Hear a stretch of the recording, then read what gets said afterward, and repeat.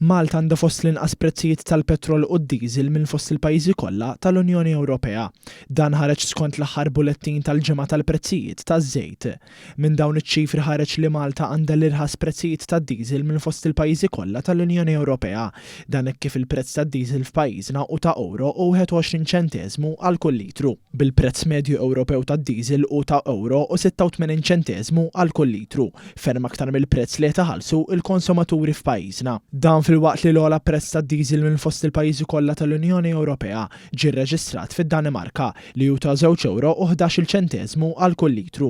Mill-istess bulettin ħareġ kif il-prezz tal-petrol u t-tieni l-irħas fost il-pajjiżi kollha tal-Unjoni Ewropea wara l-Bulgarija, bil-prezz tal-petrol f'pajjiżna u ta' euro u 34 ċenteżmu għal kull litru. Hawnhekk ħareġ ukoll kif il-prezz tal-fjuwil f'pajjiżna u ferm inqas mill-medja Ewropea li ta' euro u 77 ċenteżmu għal kull litru. Dawn il-prezzijiet għadhom stabbli grazzi għas-sussidji mill-Gvern Laburista.